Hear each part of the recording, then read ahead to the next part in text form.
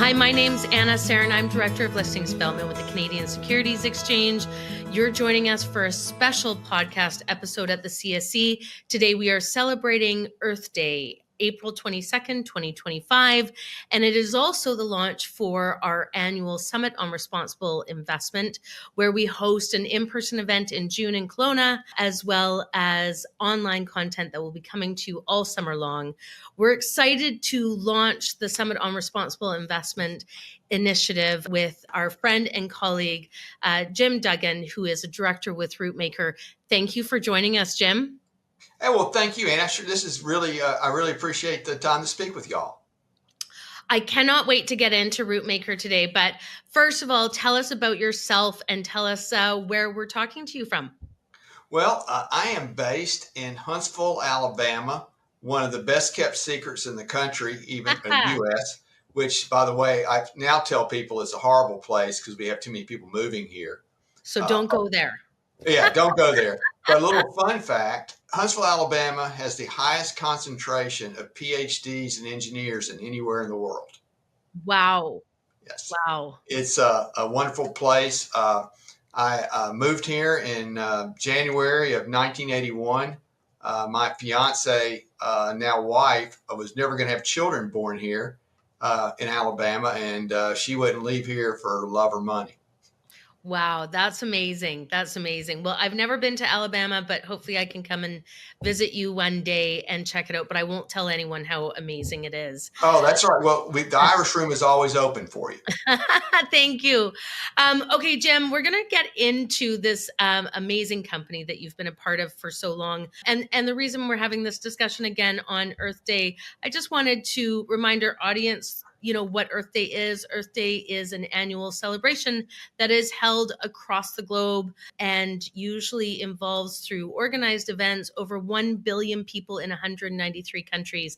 This is a big initiative that has been growing every single year. It was formed on April 22nd, 1970. So it's been around for a minute, and it's a way for us to celebrate the planet that we live on and find better ways of doing things so we're creating less harm and creating more growth, which we're going to get into with you. It also, in 2016, on Earth Day, was the landmark Paris Agreement was signed, and it was signed by over 123 countries. So it really is an important week where we get to celebrate and really take some focus and some time and think about some of the ways that we could do better for this wonderful planet that we get to live on. We're also, as I mentioned before, we're launching the Summit on Responsible Investment. It's an opportunity for us to highlight some of our amazing issuers that are covering all sectors in the market that are changing the world and doing better and finding better practices and doing better for the earth. Now, we'll talk about RootMaker. RootMaker is not listed on the Canadian Securities Exchange, but just such an amazing story that we wanted to share it because we really think that it's creating some amazing change on the planet. So, Jim, I'm going to pass this back to you. Can you please tell us all about RootMaker? Well, it'd be a pleasure. RootMaker was founded in 2000 by Wayne Hinton and Dr. Carl Whitcomb, who is the patent holder for RootMaker technology. How I was involved is I helped Wayne write his business plan in 2000. He and I had actually coached youth sports together in the 90s. But what is unique about RootMaker is its technology. Dr. Whitcomb came up with something called the 4-inch rule. I don't know if you can see this, but this is basically a RootMaker container that starts growing the seed. And what it does is it air prunes the taproot and then creates this very strong, fibrous root ball. So why is that important? It's important because in nature, the taproot is really important because it anchors the tree and starts its growth. In a nursery setting, for man-made grown trees, it's horrible because when it hits this plastic side, it's like a bullet. It just creates a circling root. A tree goes through 3 phases at that point. First, it sleeps, then it creeps, and then it would begin to grow. And most of these trees die year 2. And that's so as the seedling's growing and the roots are starting to grow out and it hits the wall of the little plastic container that the seedling's growing in, it hits the wall and it kind of becomes a bit of a dead end, so to speak. Correct. And what happens is a 4-inch rule, when it air prunes, it starts to branch. So you create these incredibly fibrous roots. And the analogy I like to use is to drain a lake. Will you do it faster with one hose or 10,000 hoses? I feel like 10,000 would be faster. Yeah, it is. But literally, but it works for any vascular plant. We have a grower in Michigan that does blueberries. And after 12 weeks, his blueberries are 3 times bigger than in a regular container. Uh, Interesting enough, there are a few that RootMaker is used in the cannabis industry, Yeah. and it produces 40% more flowers. A Wow. fruit tree, you can get a pecan tree, which takes 5 to 6 years to produce nuts. You can do it in 2 to 3 years in a RootMaker container. Matter of fact, I know in Canada, I forgot to mention, but Eric Davies, who is part of the University of Toronto, he uses RootMaker technology to grow oak trees in his front yard that he transplants to replace a lot of the invasive Norwegian maples. Wow, that's incredible. You were also saying that there's some places where this is happening where they literally grow it in a plastic bag, where Oh there's no. yeah, in the third world, basically they use a plastic bag, and so not Right, only is it horrible for the environment, but it creates a horrible tree, right, and they have very high mortality rates, right. and the root maker. It's interesting, but the root maker technology is not that expensive. I mean, probably for about a penny a tree, you could propagate the seeds in the third world. Yeah. And what's neat about it, this product can be used for years. This particular container would last about 10 years. The traditional RootMaker container, this is a 1 gallon. It would last. We have customers that use it up to 25 years. Wow, that's incredible. That's incredible. Okay, so let's talk about the outcome of this because I think this is quite dramatic, the outcome and survivability of the plant. So tell us about that. Well, going back to how I got involved in RootMaker, I was a chief growth officer and was aged out and came to RootMaker in 2000. And I saw reforestation as being a big growth market. So one of the projects that was started in 2017 in Pointe-aux-Chenes, Louisiana, they planted 400,000 bald cypresses. And today it's a complete canopy. Wow. I mean, and you're seeing this in all the projects being done. Um, and a hard thing about RootMaker technology is that we don't get a lot of referrals. And so I asked, why is that? Well, I don't want my competitor to know how I'm growing these trees. It's really, I mean, it's amazing. So from our standpoint, it's RootMaker. It's been pretty hard, but we're starting to do some things in Canada. We have growers in Haiti, Brazil. Matter of fact, Sarah from Great Green Partners from Mongolia just came to visit a RootMaker certified grower in Mongolia. Wow, that's incredible. And I would imagine also, I mean, obviously from a competitive landscape, that's one thing, but from a general reforestation perspective, this is really important. I mean, I don't know what you see in Alabama, but out west here, both in Canada and the United States, we have a real issue with fires annually and taking down large pieces of forest. And so I think from that perspective, this must be a huge innovation. Yes, it is. Now, the fires have been endemic in the southeast. Typically, it's more the western U.S. We've had a little more drought, and of course, I Right. know Canada's been horrible.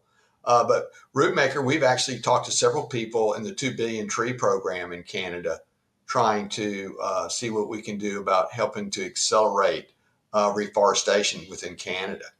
That's amazing. That's incredible. And so, and you obviously your product is shipped all over the world. Is it used for any kind of trees? Is it kind of the system one shoe fits all?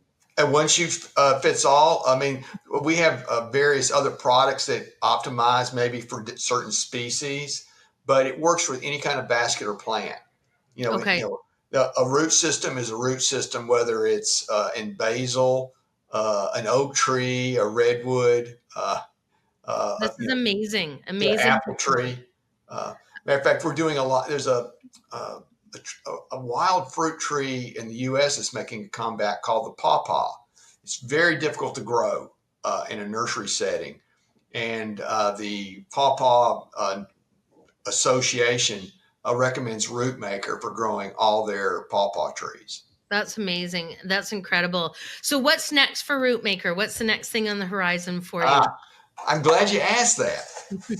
What's the other biggest problem we have in this world besides carbon sequestration? Plastic. Here you have a product that replaces single-use plastic. It does air root pruning, keeps the tree cooler, but more importantly, it's plantable. So now you can get some automation in planting trees. That's amazing. What's it made out of? It's made out of a cellulose composite that's chemically cross-linked for strength.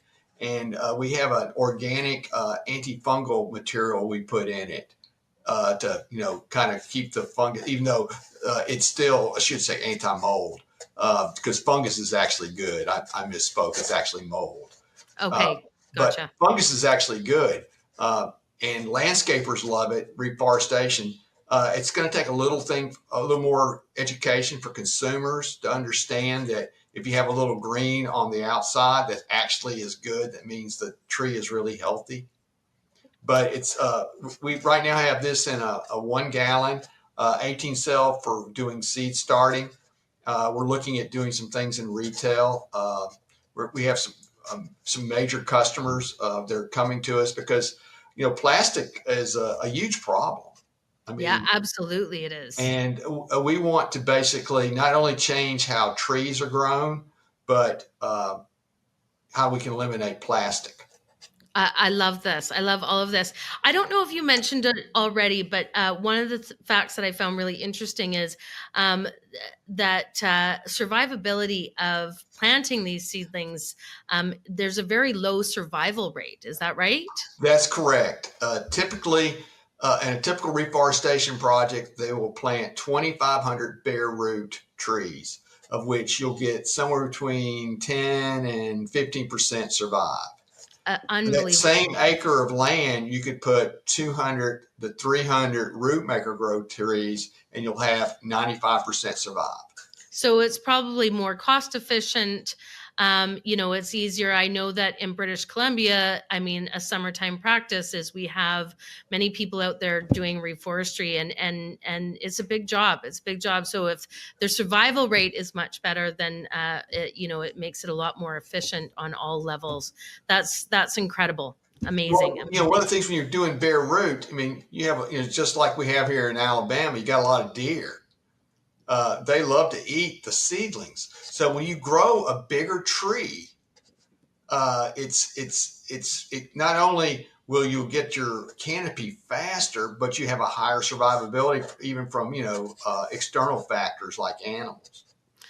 Right. And we do have a lot of deer out here as well. Jim, this is just so interesting. And I just love what you guys are doing and what you've created. Where can we get more information about RootMaker? Well, the best way is just to go onto our website, rootmaker.com. And by the way, we have a garden center. So if you want to purchase some of the RootMaker for your own personal gardening capabilities, you can do it. We ship to Canada. I love that. I love that, Jim. I'm going to go check it out, and maybe the CSC needs to plant a tree with a RootMaker system and let it grow. Well, if you want one, call Eric Davies at the University of Toronto. I think he still has about 100 that he could. Really? Yeah. He loves it. He grows all kinds of trees. So that's amazing. That's amazing. He would be a big help. And if somebody out there would like to partner and take us public there, we'd talk to them. Well, I like the sound of that, Jim. That definitely makes me happy. Saving the planet and going public on the CSC, two things that are great to me. Jim, on this Earth Day, I just want to thank you again for spending your time with us and just for the work that you're doing at RootMaker, you and your team and everyone involved. These are really, really important innovations that are happening to make the world a better place. So thank you for your efforts. And I hope that we get to spend some more time together in the future. Thanks, Anna.